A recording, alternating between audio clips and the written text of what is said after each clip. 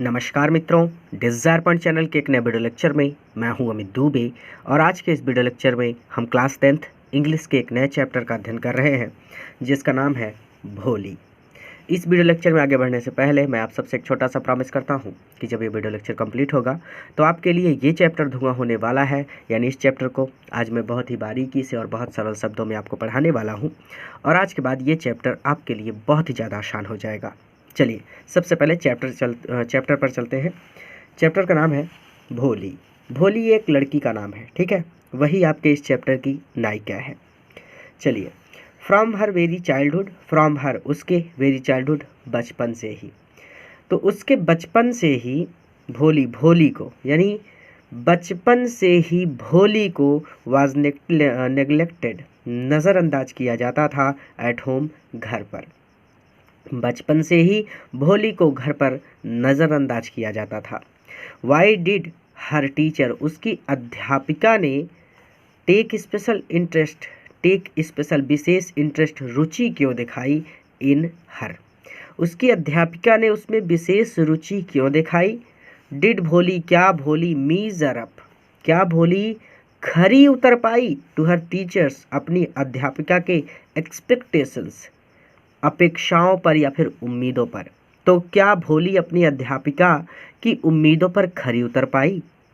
तो from her very childhood भोली was neglected at home, बचपन से ही भोली को घर पर नज़रअंदाज किया जाता था। Why did her teacher take special interest in her, उसकी अध्यापिका ने उसमें विशेष रुचि क्यों दिखाई। Did Bholi measure up to her teachers expectations, क्या भोली अपनी अध्यापिका की उम्मीदों पर खरी उतर पाई। तो ये सारी चीज़ें जानने के लिए हमें इस चैप्टर को पढ़ना होगा। तो चलिए चैप्टर को पढ़ना शुरू करते हैं। चलिए, हमारा चैप्टर यहाँ से स्टार्ट होता है। इस वीडियो पर आगे चलने से पहले मैं आपको बता दूँ कि आजकल मुझे वीडियो बनाने के लिए थोड़ा समय कम मिल पा रहा है क्योंकि सभी सब्जेक्ट के टीचर ज्वाइन करने वाले हैं। इसी हफ्ते में ज्वाइन कर लेंगे सब लोग। तो सीबीएसई बोर्ड और हिंदी मीडियम के जितने भी बोर्ड हैं जैसे UP board, Bihar board, Jharkhand, Uttarakhand, सभी बोर्ड के लिए क्लासेस सभी सब्जेक्ट की चलनी है और सभी टीचर इस वीक में ही ज्वाइन कर लेंगे। और उन सब के भाग दौड़ में मैं बहुत परेशान हूँ, तो इसीलिए मैं थोड़ा वीडियो लेट बना पा रहा हूँ। लेकिन जैसे ही सबकी ज्वाइनिंग हो जाएगी, सारा काम प्रॉपर वे में हो जाएगा, इसी वीक से मैं आपके बोर्ड एग्ज़ाम के लिए सभी टॉपिक्स को कवर करना स्टार्ट कर दूँगा, ठीक है। चलिए, तो हर नेम वाज सुलेखा। देखिए, जो भोली है ना, उसका असली नाम तो सुलेखा था। हर नेम वाज सुलेखा, उसका नाम सुलेखा था, ठीक है। उसका जो असली नाम था वो सुलेखा था। लेकिन क्या कहते हैं, बट सिंस हर चाइल्डहुड, लेकिन उसके बचपन से ही everyone had been calling her, हर कोई उसे कॉल करता था, हर कोई उसको बुलाता था भोली। भोली द सिंपल्टन, सिंपल्टन मतलब बुद्धू। लेकिन सिंस हर चाइल्डहुड, लेकिन उसके बचपन से ही everyone had been calling her Bholi the सिंपल्टन, लेकिन उसके बचपन से ही हर कोई उसे भोली या फिर बुद्धू कहकर बुलाता था। क्लियर। तो हर नेम वाज सुलेखा, उसका नाम तो सुलेखा था। बट सिंस हर चाइल्डहुड, लेकिन उसके बचपन से ही हर कोई उसे भोली या फिर बुद्धू कहकर बुलाता था। She was the fourth daughter, वो चौथी बेटी थी ऑफ नंबरदार रामलाल। वो रामलाल नंबरदार की फोर्थ डॉटर, चौथी पुत्री थी या फिर चौथी बेटी थी। When she was 10 month old, जब वो 10 महीने की थी, she had fallen off, तो वो गिर गई थी द कॉट से। जब वो 10 वर्ष की थी तो वो चारपाई से गिर गई थी, ऑन हर हेड, अपने सिर के बल। तो वो अपने सिर के बल चारपाई से गिर गई थी। एंड परहैप्स, और शायद, it had damaged some part of her brain, और शायद इसी वजह से उसके मस्तिष्क का सम पार्ट, कुछ भाग डैमेज्ड हो गया था। उसके मस्तिष्क का कुछ भाग क्षतिग्रस्त हो गया था। क्षतिग्रस्त होने का मतलब है कि वो बहुत चालाक नहीं थी। सिर के बल गिरी थी, उसके सिर पर चोट आ गई थी, तो वो बहुत चालाक नहीं थी, वो थोड़ी सी बुद्धू थी। दैट वाज वाई, और इसीलिए सी रिमेन्ड वो रह गई, अ बैकवर्ड चाइल्ड एक पिछड़ी हुई बच्ची, और इसीलिए वो एक पिछड़ी हुई बच्ची रह गई थी। And came to be known, और उसे जाना जाने लगा या फिर उसको नाम दे दिया गया एज भोली, भोली द सिंपल्टन अथवा बुद्धू, और इसीलिए उसे भोली अथवा बुद्धू नाम दे दिया गया था। ठीक है। एट बर्थ, जन्म के समय, द चाइल्ड, यह बच्ची, वॉज वेरी फेयर, बहुत फेयर थी, बहुत गोरी थी, एंड प्रिटी, और बहुत सुंदर थी। जन्म के समय तो यह बच्ची बहुत गोरी और सुंदर थी। बट वेन, लेकिन जब शी वॉज 2 years old, लेकिन जब उसकी आयु 2 वर्ष हुई या फिर जब वो 2 वर्ष की हुई, सी हैड ऑन अटैक, तो उस पर आक्रमण हुआ। किसका हुआ? ऑफ स्मॉल पॉक्स, चेचक का। ठीक है, चेचक एक बीमारी होती है, इसमें दाने निकल आते हैं पूरी बॉडी में। ठीक है, तो she had an attack of smallpox, तो उस पर चेचक का आक्रमण हो गया। Only the eyes were saved, केवल आंखें ही बच पाई। Only the eyes were saved, केवल आंखें ही बच पाई। बट द इंटायर बॉडी, लेकिन उसका इंटायर संपूर्ण बॉडी, शरीर, लेकिन उसका पूरा शरीर वाज परमानेंटली, परमानेंट जो हो वो हमेशा के लिए होता है, लेकिन उसका शरीर हमेशा के लिए डिसफिगर्ड हो गया, कुरूप हो गया। बाय डीप, गहरे, ब्लैक, काले, पोक मार्क्स, चेचक के दागों से। गहरे, काले, डीप मतलब गहरे, ब्लैक मतलब काले, पोक मार्क्स चेचक के दाग। लेकिन उसका पूरा सेव्ड, देखिए only the eyes were saved, केवल आंखें ही बच पाई, लेकिन उसका पूरा शरीर चेचक के गहरे काले दागों से परमानेंटली डिसफिगर्ड, हमेशा के लिए कुरूप हो गया। ठीक है, क्लियर हो गया। पोक मार्क्स का मतलब होता है चेचक के दाग। ठीक है, तो चेचक के दागों से क्या हुआ, उसका पूरा बॉडी क्या हुआ, हमेशा के लिए कुरूप हो गया। ठीक, तो only the eyes were saved, केवल आंखें ही बच पाई, लेकिन उसका पूरा शरीर पोक मार्क्स, चेचक के डीप ब्लैक, गहरे काले दागों से हमेशा के लिए कुरूप हो गया। लिटिल सुलेखा, छोटी सुलेखा कुड नॉट स्पीक, बोल नहीं पाती थी, टिल शी वाज 5 वर्ष तक। इसका मतलब छोटी सुलेखा 5 साल की उम्र तक कुछ भी नहीं बोलती थी। एंड व्हेन एट लास्ट, और जब आखिरकार सी लर्न टू स्पीक, उसने बोलना शुरू किया, या फिर ऐसे भी कह सकते हैं, लर्न लिखा है तो सीखना भी होता है। और आखिरकार जब उसने बोलना सीखा, सी स्टैमर्ड का मतलब हकलाना होता है, तो ये सीधा सीधा हो जाएगा कि छोटी Sulekha could not speak till she was 5 years, तो छोटी सुलेखा 5 वर्ष की आयु तक कुछ भी नहीं बोलती थी। And when at last she learn to speak, और अंत में जब उसने बोलना सीखा, सी स्टैमर्ड, तो वो हकलाती थी।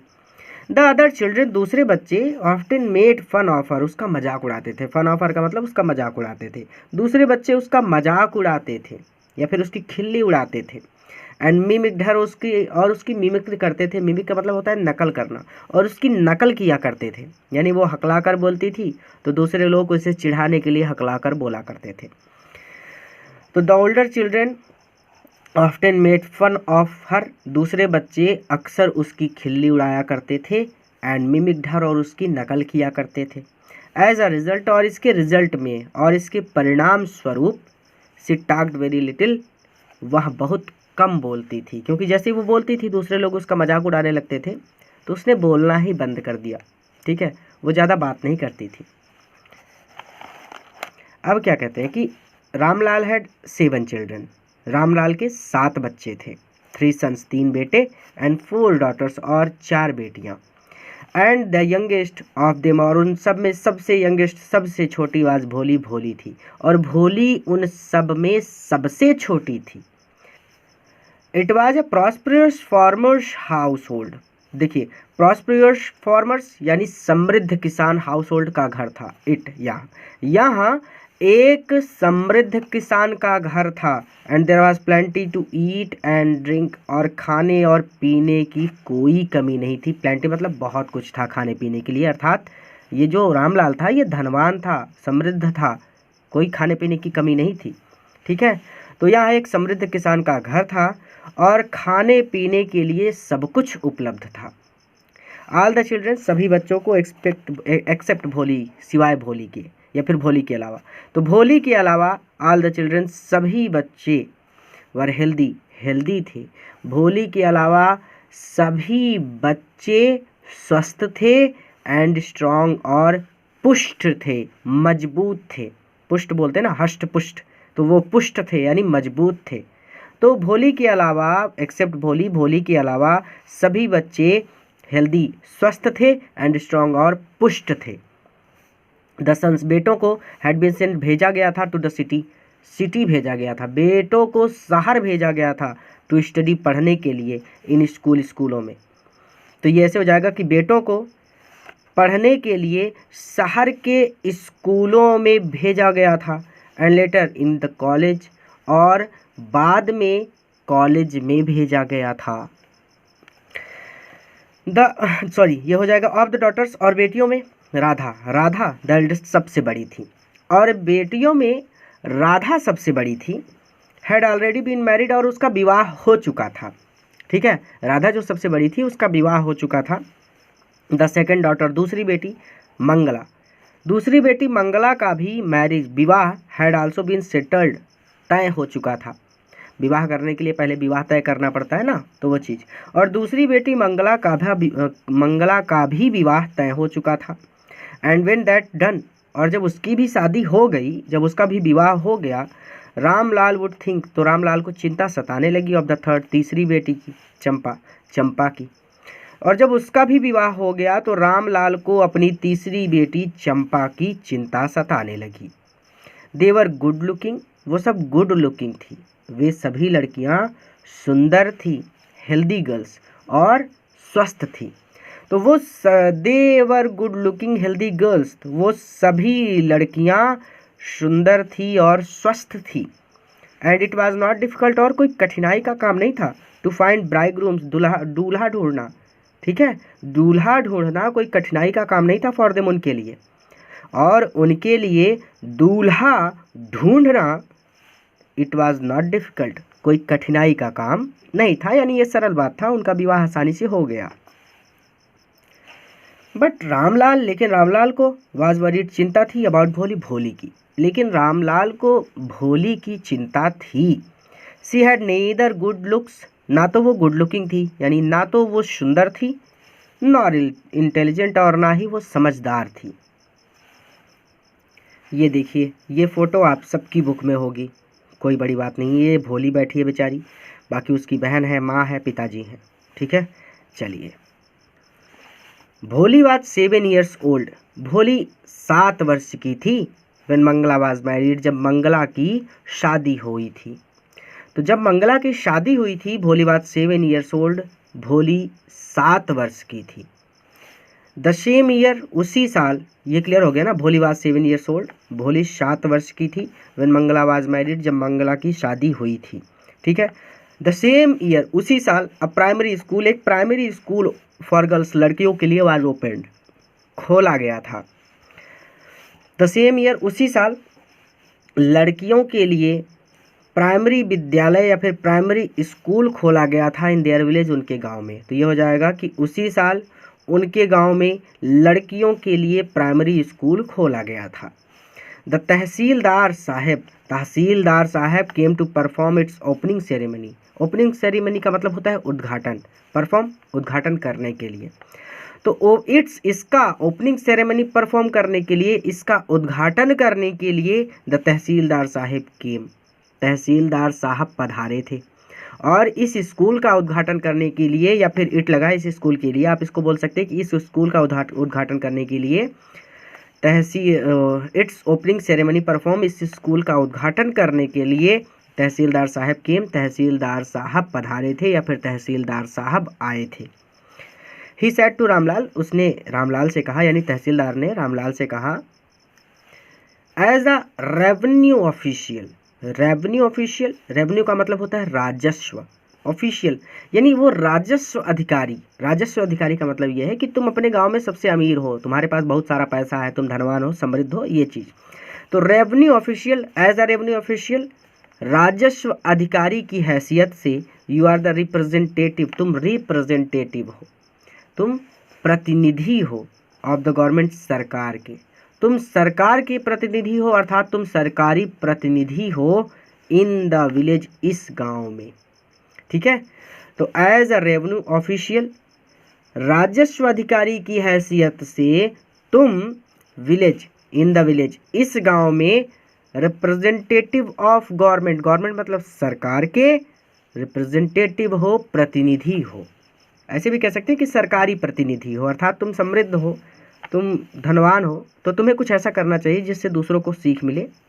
क्योंकि जो कमज़ोर लोग होते हैं वो जो वही काम करते हैं ना जो समृद्ध लोग करते हैं। जैसे तुम समृद्ध हो तो तुम अपनी बेटियों को स्कूल भेजो, तो तुमको देख कर दूसरे लोग भी तुमसे प्रोत्साहित होंगे, उनको भी थोड़ा मनोबल बढ़ेगा, वो भी अपनी बेटियों को स्कूल भेजेंगे कि जब रामलाल भेज सकते हैं तो हम भी भेज सकते हैं अपनी बेटियों को स्कूल, वो चीज़। ठीक है, तो ये कर लीजिए एज अ रेवेन्यू ऑफिशियल, एक सॉरी इसको ऐसे करिए कि राजस्व अधिकारी की हैसियत से तुम इन द विलेज, इस गांव में, the representative of the government, सरकारी प्रतिनिधि हो, एंड सो, और इसीलिए you must set an example. ये देखिए वही बात हो गई कि तुम्हें एक एग्जाम्पल सिद्ध करना होगा, तुम्हें एक उदाहरण प्रस्तुत करना होगा टू द विलेजर्स, गाँव वालों के सामने, और इसीलिए तुम्हें गाँव वालों के सामने उदाहरण प्रस्तुत करना होगा। यू मस्ट, तुम्हें अवश्य ही, सेंड योर डॉटर्स, अपनी बेटियों को, टू स्कूल, स्कूल सेंड, भेजना होगा, तुम्हें अपनी बेटियों को स्कूल भेजना होगा। You must send your daughters to school, तुम्हें अपनी बेटियों को स्कूल भेजना होगा। ठीक है, दैट नाइट, उस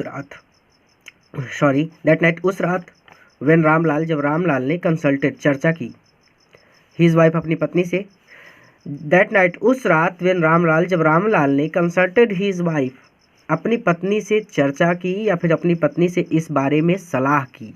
ऐसे भी कर सकते हैं कि उस रात जब रामलाल ने अपनी पत्नी से इस बारे में चर्चा की, सी क्राइड, तो वह चिल्लाई, आर यू क्रेजी, क्या तुम पागल हो गए हो?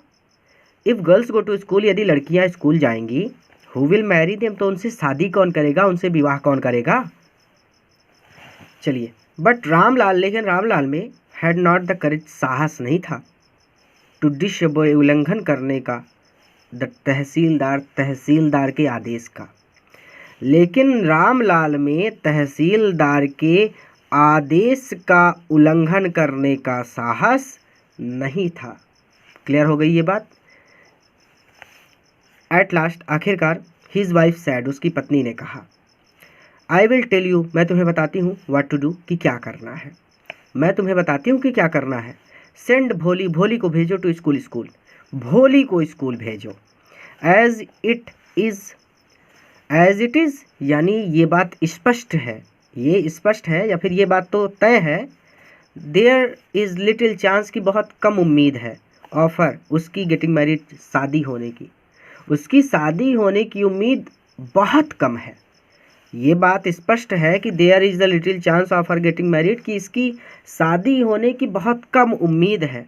With her ugly face and lack of sense, with her ugly face, क्योंकि उसका जो चेहरा है ना वो अगली है, क्योंकि उसका चेहरा भद्दा है, एंड लैक ऑफ सेंस, और लैक ऑफ सेंस भी है, और उसमें समझ की कमी है। तो ये लाइन ऐसे हो जाएगी, एट इज़ इट, यानी ये बात स्पष्ट है, there is little chance of her getting married, कि उसकी शादी होने की बहुत कम उम्मीद है। विथ हर अगली फेस, क्योंकि उसका चेहरा भद्दा है, एंड लैक ऑफ सेंस, और उसमें समझ की कमी है। Let the teachers at school, school के टीचर्स, अध्यापकों को, स्कूल के अध्यापकों को वरी, चिंता करने दो, अबाउट हर, इसके बारे में। अब इसके बारे में स्कूल के अध्यापकों को वरी, चिंता करने दो। इसका मतलब सीधा सीधा है कि जब ये स्कूल जाएगी तो हमारे सर का बोझ कम रहेगा, ये घर पे रहेगी नहीं, तो इसकी, ये स्कूल में रहेगी तो इसकी चिंता स्कूल के अध्यापक करें, हम लोगों को नहीं करनी पड़ेगी, यानी हम लोग जो इसका ध्यान रखते हैं इतना, हम लोग बच जाएंगे। इसको आप सीधे सीधे ऐसे भी कह सकते हैं कि जो स्कूल के अध्यापक हैं इसके बारे में अब उन्हें चिंता करने दो। ठीक है, तो let the teachers at school worry about her, अध्यापकों को स्कूल में इसके बारे में चिंता करने दो।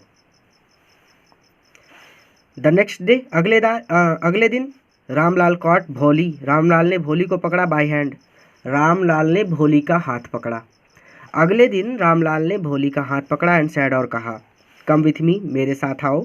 आई विल टेक यू, मैं तुम्हें ले जाऊंगा टू स्कूल, स्कूल, मैं तुम्हें स्कूल ले चलूँगा, ठीक है, मैं तुम्हें स्कूल ले चलूँगा। द नेक्स्ट डे, अगले दिन, रामलाल कॉट भोली बाई हैंड, रामलाल ने भोली का हाथ पकड़ा, एंड सैड, और बोला, कम विथ मी, मेरे साथ आओ, I will take you to school, मैं तुम्हें स्कूल ले चलूँगा।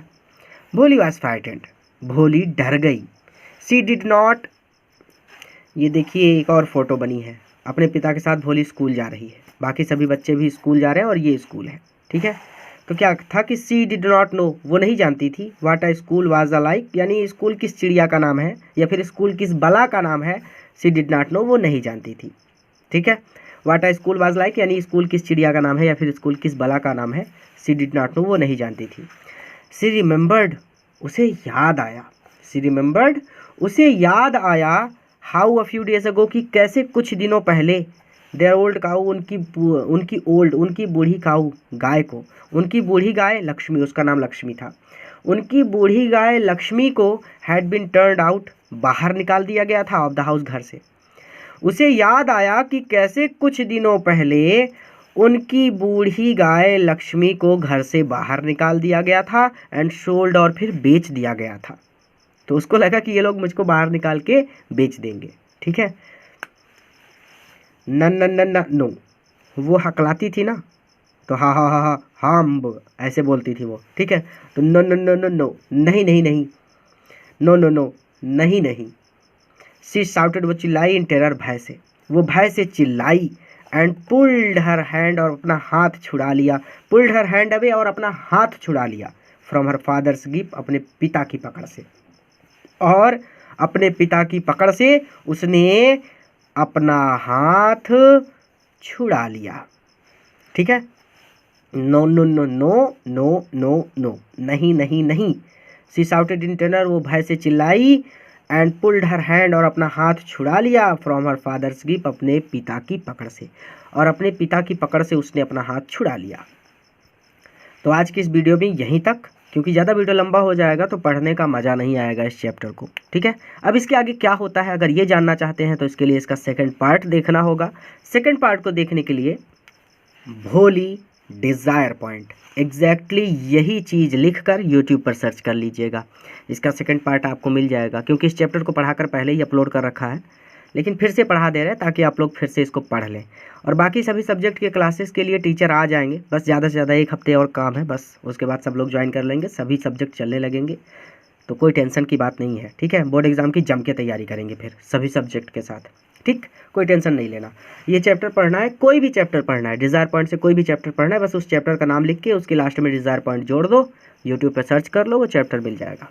चलिए, पूरा वीडियो देखने के लिए धन्यवाद। इस वीडियो को अपने मित्रों के साथ भी शेयर करें ताकि वो भी इससे लाभ ले सके।